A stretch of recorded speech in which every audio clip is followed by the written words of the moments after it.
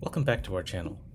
Today, we're going to be diving into a fascinating but complex chapter of American history.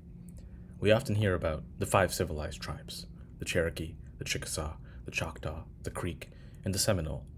They were known for their advanced societal structures, their early adaptation to European American customs. But today we're going to look at a lesser-known aspect of their history that needs to be discussed: their involvement in the institution of chattel slavery. I'll note that this was actually inspired by a comment that someone made, so please leave your comments. You're helping to shape the channel as much as I am.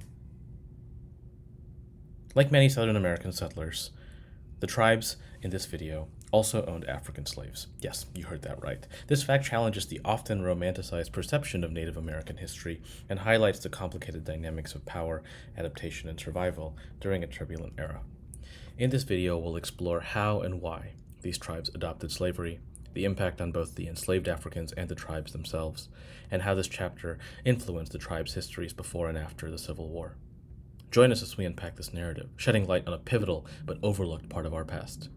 In the long, shadowed days of the late 18th century and the early 19th century, the world of the five civilized tribes stood on the edge of a precipice, a place where old ways and new ways collided like storms on the horizon. The Cherokee, Chickasaw, Choctaw, Creek, and Seminole watched the world change, and in their own time they changed with it. They took what they saw, the hard lessons of survival, the unforgiving march of progress, and they wove it into the fabric of their lives. Among the things they took was the practice of holding slaves. The Europeans came with their iron and their guns, their Bibles and their chains, and in their wake the tribe saw a path that led to power and prosperity, although it was a path steeped in blood and sorrow. The Cherokee, proud and fierce, took this path, leading them into the world of plantations and the dark specter of African slavery. Chiefs and warriors became masters of the land, their fields tilled by hands that did not belong to them. John Ross, a man of vision and contradiction, owned these hands and saw them as the means to an end. The Chickasaw and Choctaw, no strangers to the harsh truths of the world, looked upon the field and saw what must be done. In the sweat and toil of enslaved people, many of them found their future. The Chickasaw allied with the British and then the Americans, always seeking the edge, the advantage, and in the bodies of men and women they found it. The Choctaw, after signing away their lands, turned inward to the soil that remained and made it yield under the force of enslaved labor. The Creek, with their ancient clans and their ways older than memory, turned as well, seeing in the black faces of slaves a reflection of their own struggle. Cotton, that white gold, demanded a sacrifice, and the Creek offered it up, binding themselves to the land in ways they had never known. The Seminole walked a slightly different path, a road less traveled. They took in the runaways, the Maroons, and made them kin.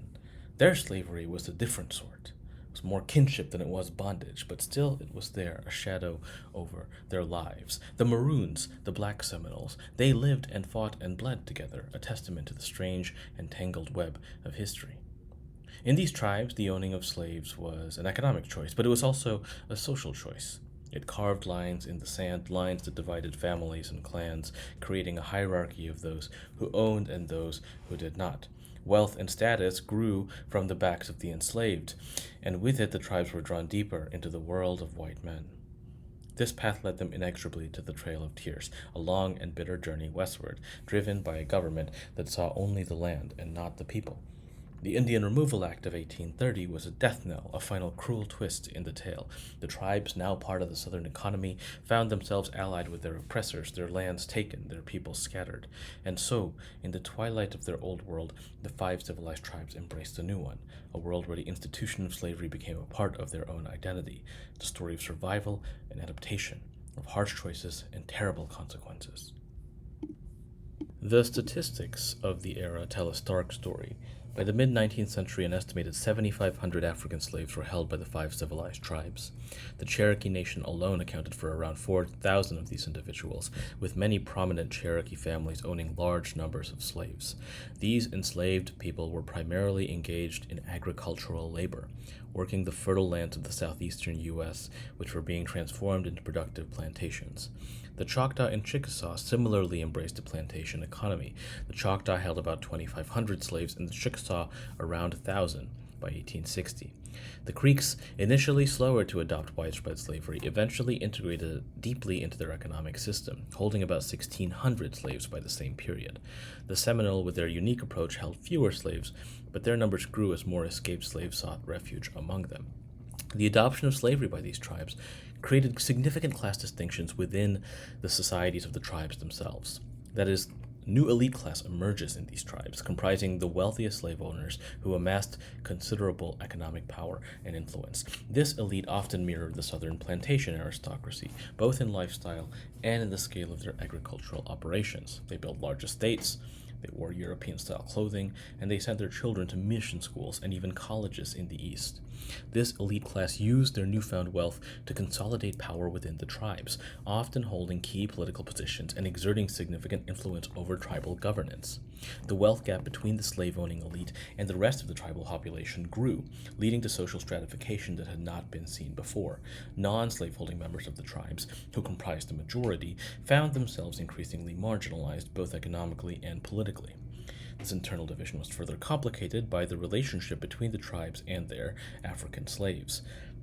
While some slaves managed to attain a degree of autonomy and integration, most faced harsh conditions similar to those experienced by slaves in the broader American South.